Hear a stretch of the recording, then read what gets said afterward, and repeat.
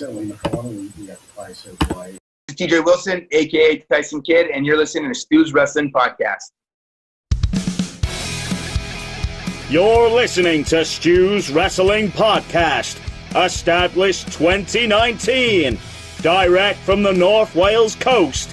His verbal skills definitely outweigh his wrestling ability. It's time for British Wrestling's sharpshooter, your host, Stu Palmer. Well. After a 7-month hiatus, I am back. I'm putting the Pro Wrestling Fan UK podcast, I'm putting everyone on fucking blast.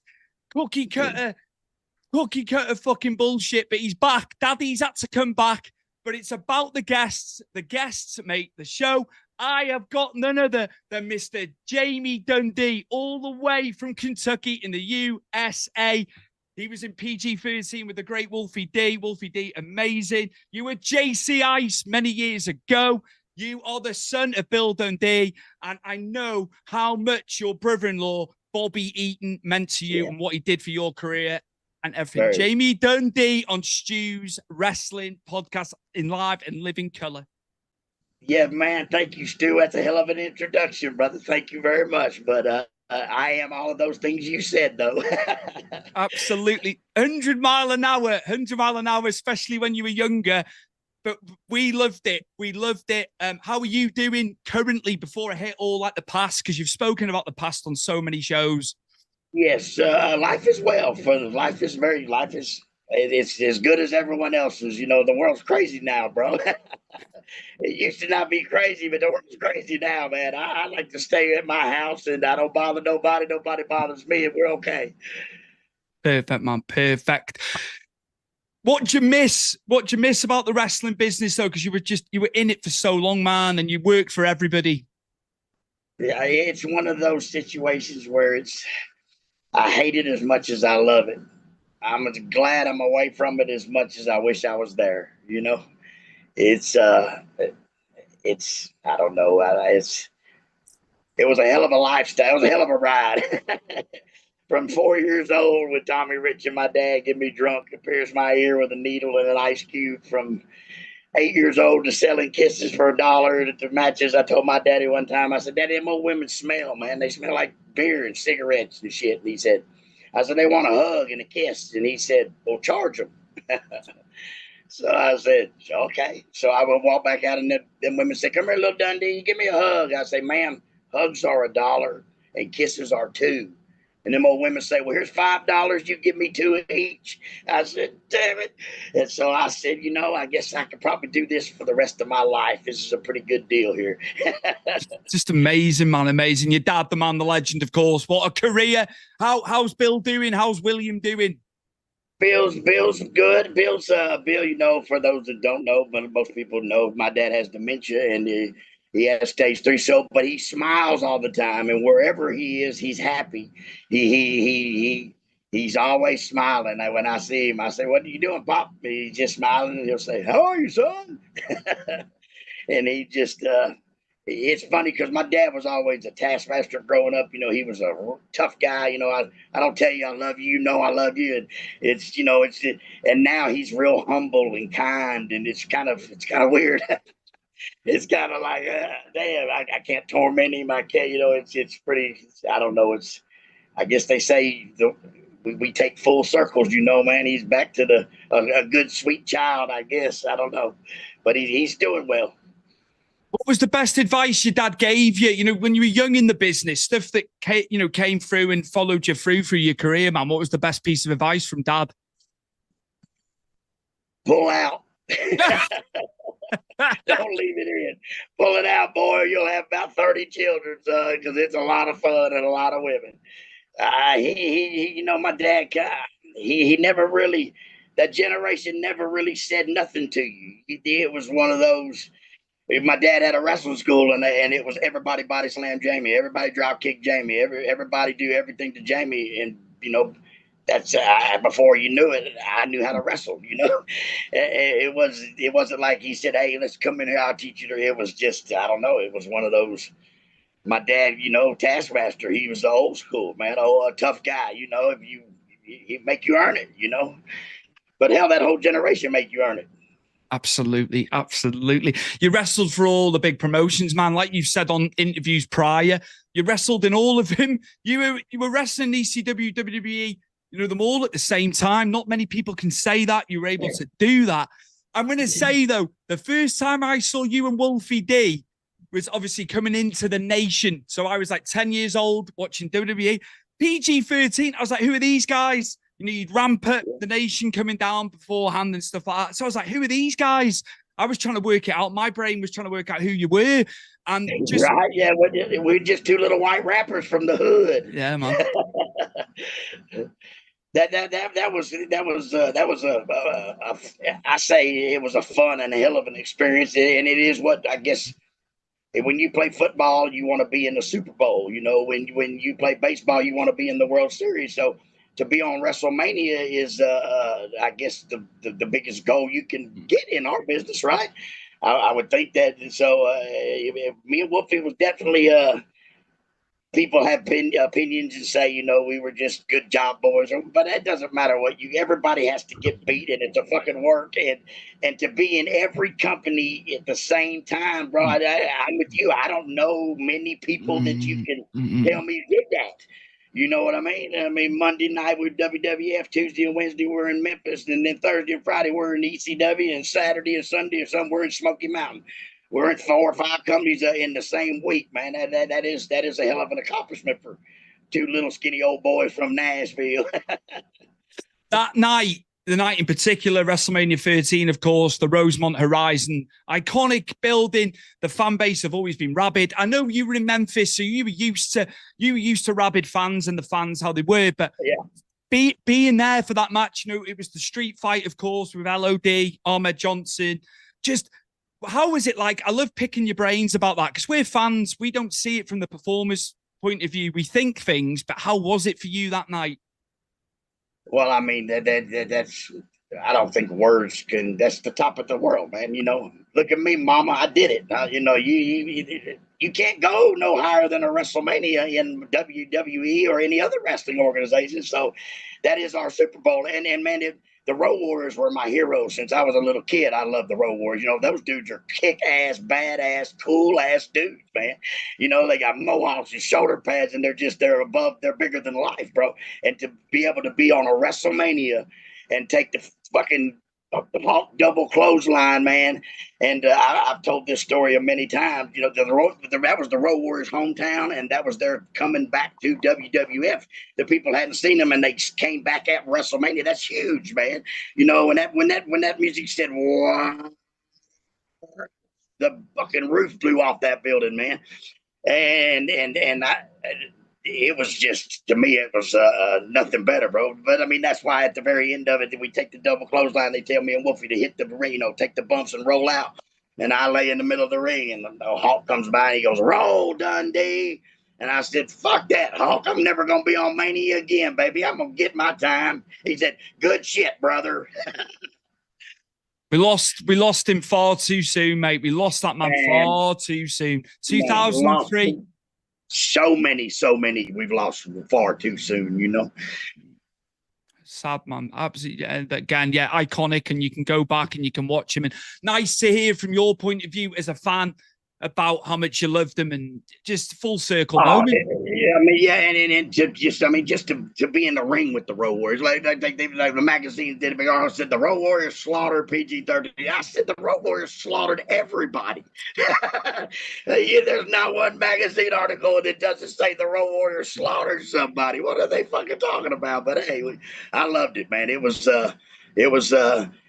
I hated the part of the politics because it there's so much money involved, and no, you can't be brothers, and you know what I'm saying, man. You can't be like when you do it in like in the South when we did it, man. It was a mafia type of thing, and it was a brotherhood, and you can't have that in when there's lots of money and lawyers and shit involved.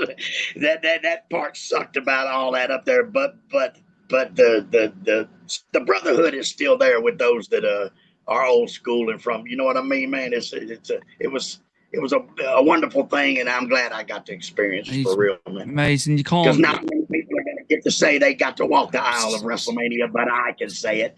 Absolutely. Absolutely. Just incredible for you. Yeah, just lovely. Thank you for sharing that, man. Thank you for sharing that. Absolutely. I'm going to ask you, I like asking the guys when they come on. Obviously, I've been away for a while, so I've got you on. You're the first one. Me back. too. I've been away for a while too, bro. So I've been away about 15 years, but Who were some of your favorite guys getting in the ring with throughout your career? You know, early times, middle times, towards, you know, more latterly. Some of your favorites just for the listeners and viewers from your psyche.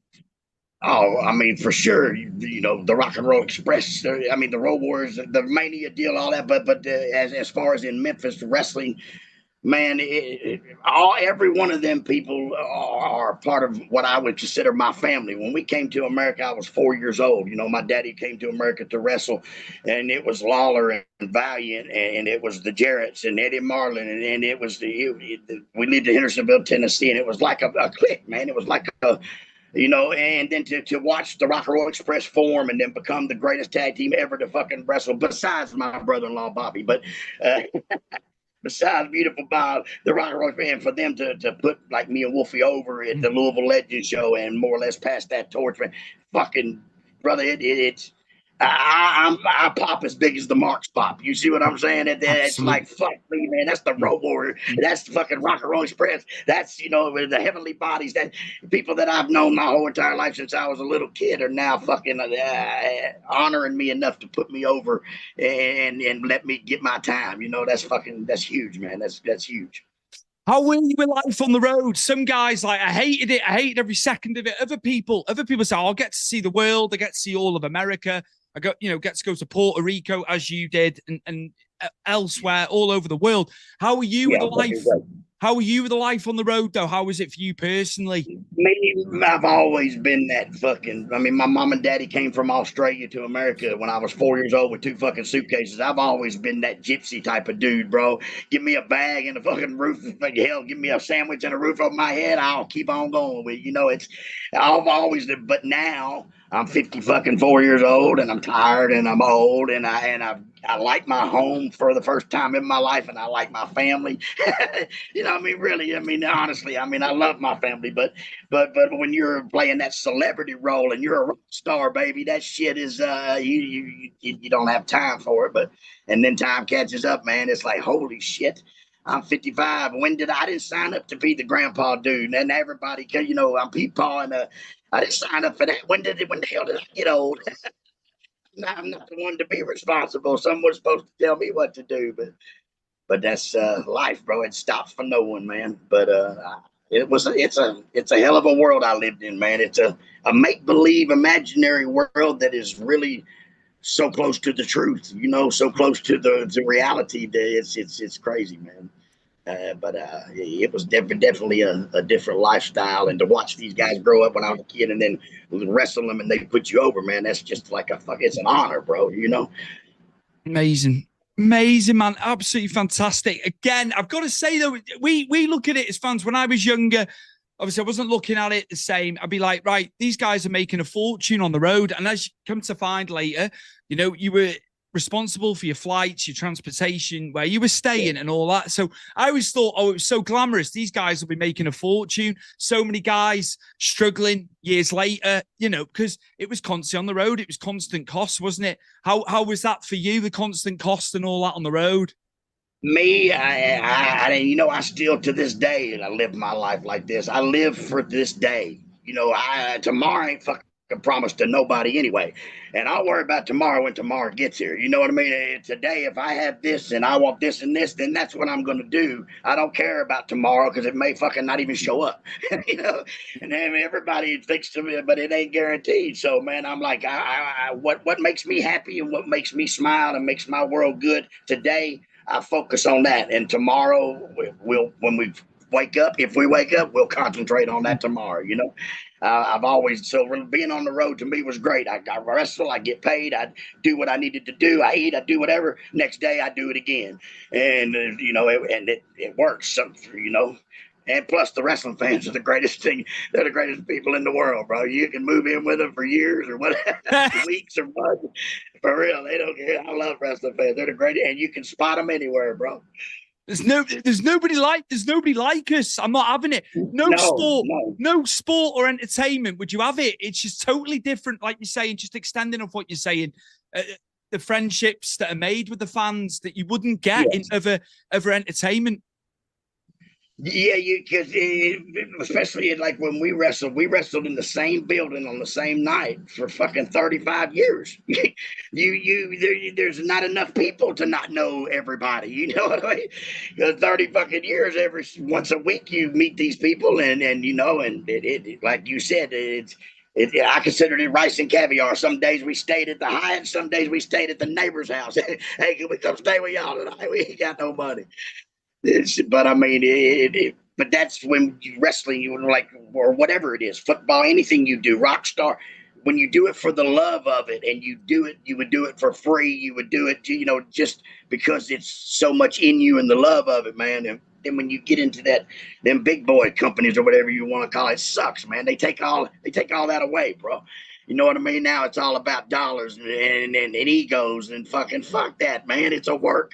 We're a bunch of dudes out here fucking magicians, man, fooling the world. Man. But it's crazy, man. But every generation says the next generation killed what they had better. So I don't know. Was there anybody you felt should have been a bigger star? You feel was underrated? From any time period in your career. Is there a guy? Yeah, me, Jamie Dundee, that dude, yeah, him and Wolfie, they were fucking robbed because politics. But I mean, whatever, I understand. But it wasn't like when they called us that they said, well, when Jamie Dundee, we're gonna call him. Well, wonder what he's about. Like, the motherfuckers knew who I was. I'm just 4 years old. All them people should have known. I'm fucked. So. I was like, the politics part, it ruins the wrestling business, man. It needs to go back to the way it was. Smoke in the building and people drinking and fucking wrestling, man. Going back to wrestling.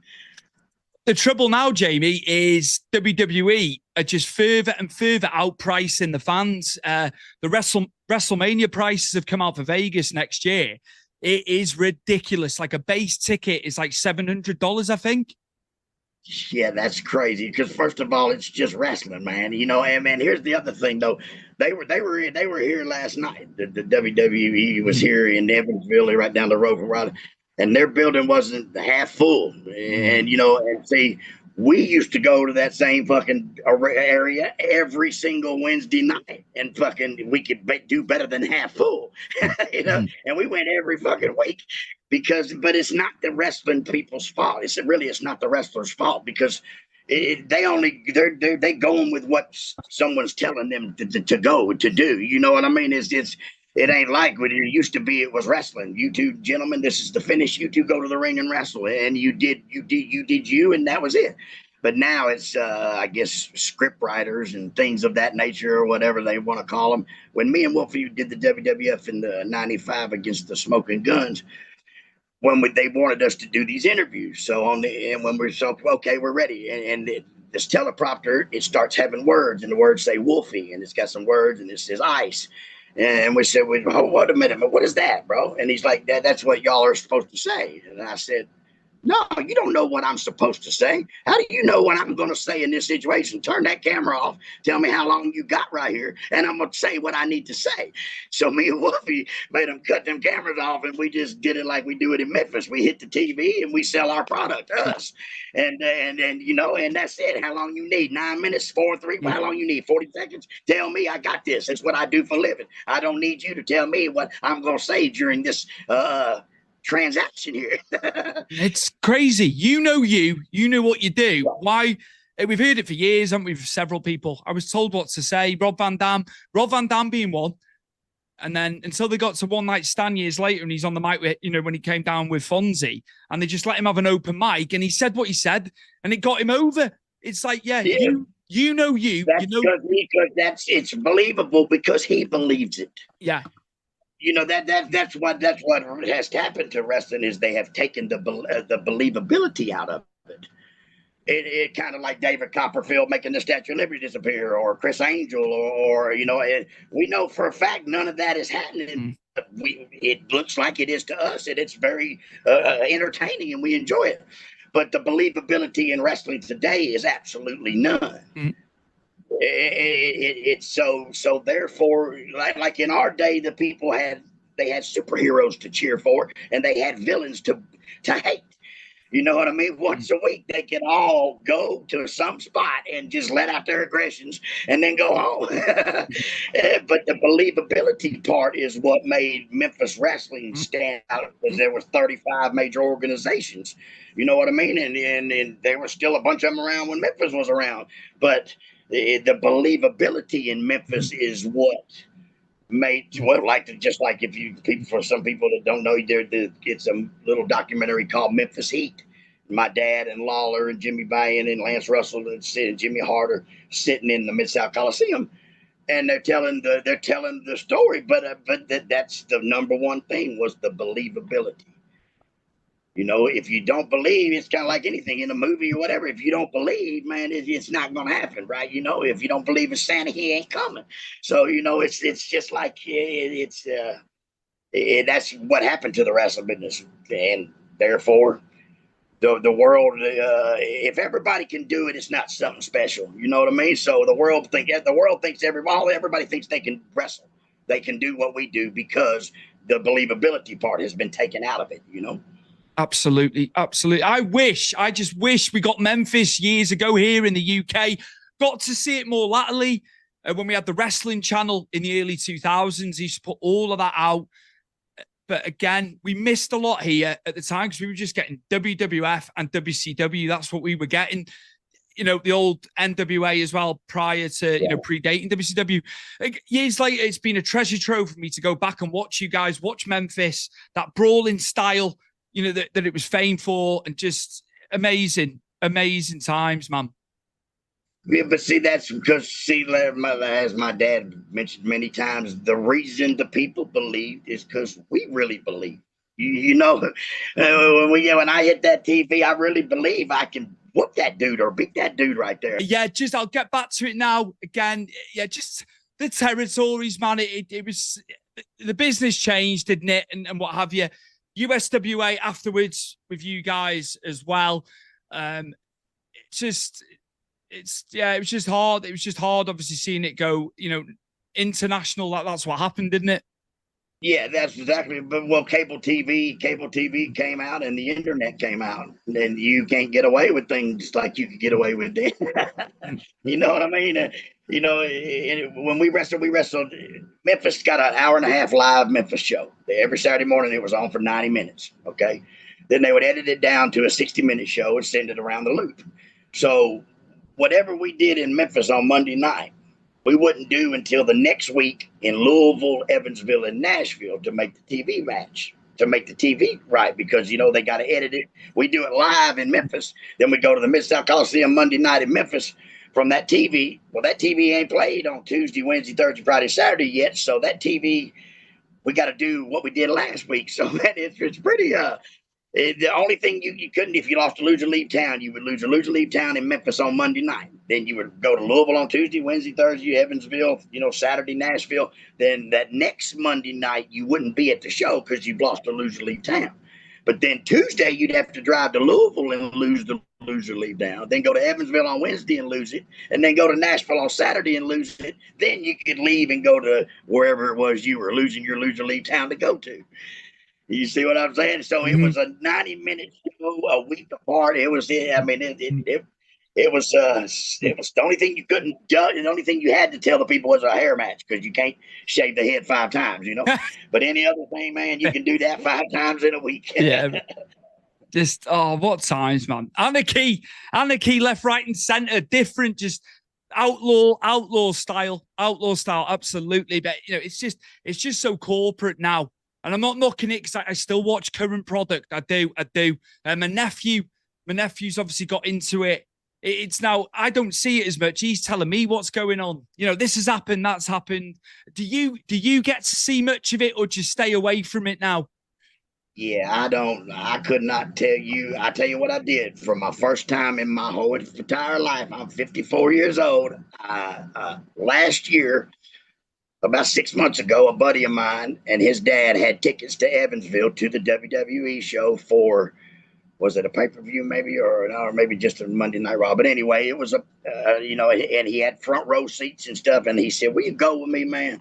And I said, I've never in my entire life been to a wrestling show and went through the front door like with a ticket. I said, "Man, I believe I would like to do that. I would like to see this side one time just to see, And we were there for about 2 hours. And I said, Kenneth, I know one thing. This sucks sitting out. There's some boring ass shit. It's a whole lot more fun back there." I said, this is god awful. Ron the Truth Killings was the only thing worth watching that night, man. I was like, bless these, but I guess they make you pay for it from the pay-per-view, I guess now, huh? I guess they don't give it to you on Monday night. You got to get it on the pay-per-view. That ESPN premium deal that they've done, like we're getting it on Netflix internationally, so it's cheap. ESPN, you have to be on like a premium package or something. And they were saying it's going to cost the US person like $100 a month to do everything with WWE. By the time you add it all up, it's ridiculous. It's too much. Yeah, I don't know. I don't know many rednecks. See, wrestling fans are rednecks, but they're carny people. They are, and I just don't. They don't have a lot of money. See, that's what happens when you start trying to get it. The corporate people that have a lot of money don't go to the WWF shows. I promise.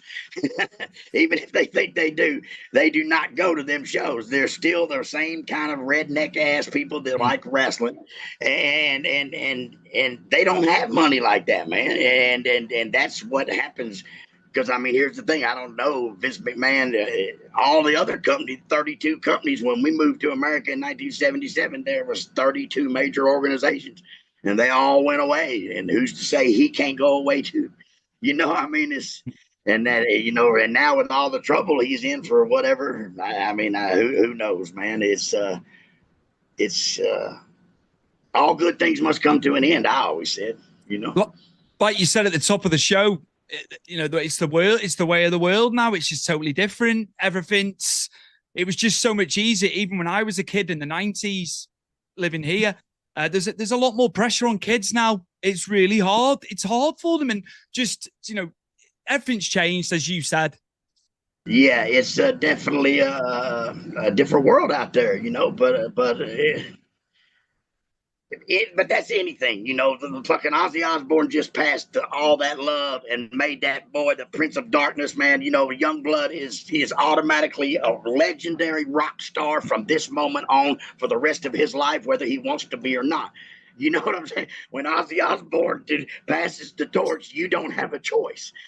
But one day he will pass the torch to the next one, and you're only as good as the people want you to be at that time, man. For real. It goes by. It's so fast, bro. It's so fast. That rock star life, man. People dream of it.